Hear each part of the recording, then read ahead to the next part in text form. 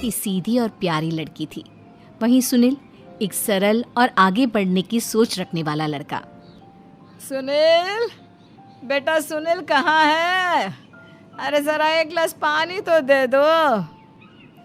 हाँ माँ, अभी आया। क्या माँ, पानी तेरे सर के पास ही तो रखा है। क्या हो गया है, तबीयत खराब है क्या? अरे नहीं नहीं, वो उठने का मन ही नहीं कर रहा था, तो देखा ही नहीं। वैसे क्या कर रहा है? यहाँ बैठ ना मेरे पास। माँ पढ़ रहा था। वो क्या है ना, नौकरी में तो वक्त नहीं मिलता, अब ऑफिस से घर आकर ही तो वक्त मिलता है। अच्छा अच्छा ठीक है, पढ़ ले जा बेटा। सुनील पढ़ लिख कर और आगे बढ़ना चाहता था, लेकिन माँ की तबीयत खराब देखकर सोचता है कि शादी ही कर ले। कब तक माँ का ख्याल वो अकेले रख पाएगा? तो एक दिन, माँ ये ममता है, मैंने इससे शादी कर ली है। तुम्हारी तबीयत भी ठीक नहीं रहती, तो मैंने सोचा शादी कर लेता हूँ। घर संभालने वाली और तुम्हें संभालने वाली कोई आ जाएगी तो अच्छा रहेगा। माँ अचानक से सामने बहू देखकर हैरान रह जाती है। बेटा ये क्या बात होती है? न बैंड, न बाजा, न दहेज, न शगुन, ऐसे कैसे बहू आ गई? माँ तू तो जानती है, मैं नौकरी के साथ पढ़ाई कर रहा हूँ, तो कहाँ से इतना पैसा बचा पाता कि धूमधाम से शादी करता। वैसे भी माँ, लोग तो आकर खाकर निकल जाएंगे, इसलिए बस वैसे ही। माँ जी, मैं आपका ख्याल रखूंगी। वैसे भी ये आगे की पढ़ाई कर रहे हैं, अच्छा कुछ कर गए तो सबके दिन फिर से अच्छे आ जाएंगे। सास को ममता की बात ठीक तो लगती है, लेकिन मन में कहीं ना कहीं लगता है कि कहीं बहू बेटे को लेकर फुर्र ना हो जाए और फिर तो वो रह जाएगी अकेली। बेटा देख, मेरा जो कुछ भी है वो सुनील ही है, और सुनील का भी अब इस दुनिया में मैं ही हूँ और कोई नहीं। क्या सुनील? बिल्कुल माँ, लेकिन आज से ममता भी मेरे जीवन का अहम हिस्सा है, जैसे तू है। सास को बड़ा बुरा लगता है कि उसकी सल्तनत में कोई और हिस्सेदार कैसे हो सकता है। कैसे कोई और उसके 30 साल के बेटे की जिंदगी में अचानक से आकर बराबर का हिस्सेदार बन सकता है। देख बहू, मैं भले थोड़ा बीमार रहती हूँ, लेकिन इसका मतलब यह नहीं कि घर की चीज़ों में मेरा कंट्रोल खत्म हो गया है। मैं आज भी इस घर की रानी हूँ, समझी? बेटा सोचता है कि ये माँ को अचानक से क्या हो गया। कल तक जो माँ कहती थी कि जिंदगी का कोई भरोसा नहीं, वो अचानक से जंग के मैदान की झांसी की रानी कैसे बन गई? माँ क्या हो गया है? सब ठीक है ना? अचानक कैसी बात कर रही हो? ममता का आज पहला दिन है, स्वागत करो उसका। आसपास की आंटियों को बुलाओ, नई दुल्हन की मुंह दिखाए करवाओ। खैर, सास होने का फर्ज निभाती है और बाद में एक सहेली के साथ बाहर निकल जाती है। क्यों री, बताया नहीं कि बेटे का ब्याह कर रही हो? वैसे तो सारा दिन हम ही में घुसी रहती हो। अरे मुझे भी तो अभी पता चला, यूँ अचानक सर पर लेकर आ गया। कहता है बहू है माँ तुम्हारी, अब इसको भी इतना ही मैं प्यार करता हूँ जितना तुझे करता हूँ। लो जी, ये क्या बात होगी? क्यों इतना प्यार करता है? अरे माँ का प्यार तो ज़्यादा होता है। अब उसको तो कोई दूसरा पति मिल सकता है, लेकिन तुम ही बताओ, क्या माँ की ममता किसी और की हो सकती है? ना जी ना, बेटे को समझाओ ये बात। अरे क्या समझाऊं, मुझे तो खुद ही समझ में नहीं आ रहा कि क्या हो रहा है। जो बेटा कल तक माँ माँ करता था, अचानक से बीवी बीवी का राग आलाप रहा है। देखा, उसकी बीवी ना सुंदर और जवान है।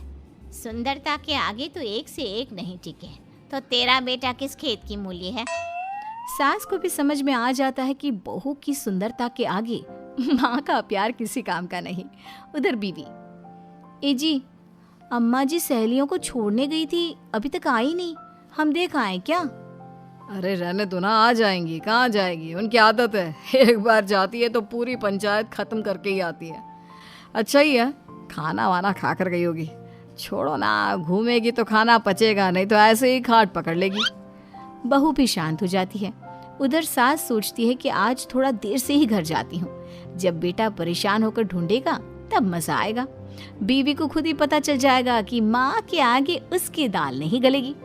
लेकिन वहीं दूसरी ओर घर पर, ए जी, माँ जी अभी भी नहीं आई, हमको तो घबराहट हो रही है कि क्या करें, जाकर पता करें किसी के घर। अच्छा, कहाँ जाओगी ये भी बता दो। पहला दिन है तुम्हारा इस घर में और एक ही दिन में मोहल्ला छानोगी क्या?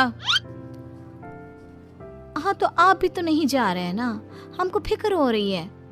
अरे यार, ये रोज का है अम्मा का, खाओ और सो जाओ। बस फिर क्या था। बेटा बहू खाना खाते हैं और कमरे में सोने चले जाते हैं।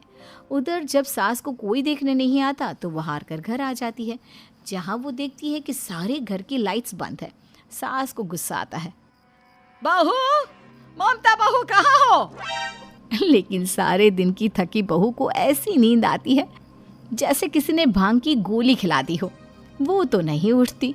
उठकर आ जाता है बेटा। अरे क्या बात है अम्मा, काहे चिल्ला रही हो? अरे सो जाओ ना, सुबह की थकी है बहू, वो सो रही है। जोर से बोलोगी तो नींद खुल जाएगी उसकी। माँ को गुस्सा आ जाता है। फिलहाल तो सो जाती है, लेकिन मन ही मन ढेर सारा जहर बहू के लिए भरा होता है। सुबह बहू चाय बना रही होती है कि सास धीरे से गैस तेज कर देती है, जिससे चाय का बर्तन जल जाता है। और जैसे ही बहू चाय का बर्तन उठाती है, उसका हाथ जल जाता है। मेरा हाथ जल गया। वो जोर जोर से चिल्लाकर इधर उधर भागती है कि सास थोड़ी देर में उसके हाथ में पानी डाल देती है। हाय रे बहू, क्या कर रही हो? पहली बार रसोई छुई हो क्या? सासू माँ गलती से गैस तेज रह गई थी और बर्तन जल गया, जिससे मेरा हाथ जल गया। हाय रे, कितना गंदा दाग। छी छी छी छी, मुझे तो उल्टी आ रही है तेरा गला हुआ मांस देखकर। तू ना मुझे अभी साथ से खाना मत लगाना। बहू भी खुद का हाथ देखती है तो उसे भी रोना आ जाता है। कुछ दिनों के बाद सास की सहेली आती है, बहू चाय बनाकर लाती है। उसके जाने के बाद सहेली कहती है, बहू की सुंदरता ऐसी है कि कोई भी दीवाना हो जाए। वैसे तेरे बेटे का क्या हाल है?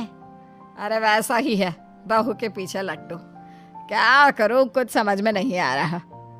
मैंने तो बहू के चेहरे पर दिवाली के पटाखे की चक्री फेंक दी, उसका पूरा चेहरा जल गया। अब देखो ना रही सुंदरता, और ना ही अब मेरा बेटा उसे पूछता है। अरे अब तो वो उसे छोड़कर दूसरी भी देखने को बोल गया है मुझे। बहू सारी बात सुन रही होती है। आंटी एक बात बताइए, क्या भरोसा है कि दूसरी सही आए और आपके अनुसार रहे? देखिए आंटी, मेरी सासू माँ को गलत बात सिखाने की जरूरत नहीं है। हमारा परिवार साथ में खुशी से रह रहा है। देख बहू, मेरी सहेली की बेइज्जती ना कर, वही अच्छा रहेगा तेरे लिए, समझी?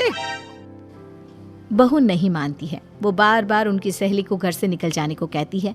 तभी सास की सहेली पास के चूल्हे से लकड़ी लाकर बहू के चेहरे पर लगा देती है। बहू जोर जोर से रोने लगती है। अरे ये क्या कर दिया? मैंने कहाँ किया, ये तो तूने किया। तू ही नहीं चाहती थी कि बहू बेटे के साथ रहे, भला मैं क्यों करूँगी? मैं तो चली, निपटो अब। बहू रो रही होती है, दर्द से चिल्ला रही होती है, लेकिन सास उसे डॉक्टर के पास नहीं ले जाती। तभी पति आता है। क्या हो गया ममता?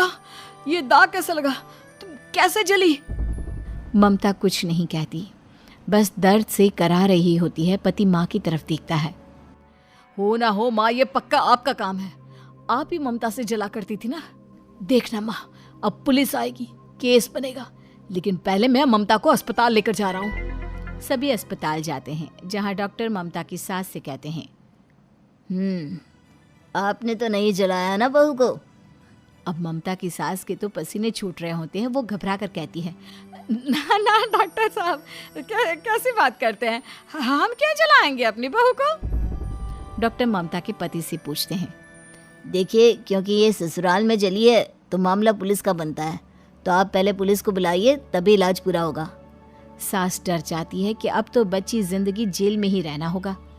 रहने दीजिए ना, पुलिस को क्यों बुलाना? सारी हंसी खत्म हो जाएगी जब पुलिस के डंडे पड़ेंगे।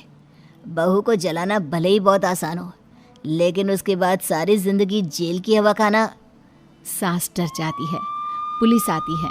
पास लेटी दर्द से करा रही ममता स्टेटमेंट देती है। तो क्या हुआ था? कैसे जली आप? ममता पास खड़ी सास को देखती है। बेटी बताओ, कैसे जल गई तुम? ओए, काका का किरण वाली शाहरुख, चुप, बिल्कुल चुप। सास चुप। सभी इंतजार करते हैं कि ममता क्या बोलेगी। जी मैं खाना बना रही थी, लकड़ी उड़कर मेरे ऊपर गिर गई और मैं जल गई। सास बहू की बात सुनकर रोने लगती है। देखा माँ, कितनी समझदार है ममता। ये चाहती तो, हाँ बेटा, ये चाहती तो मैं आज जेल में होती।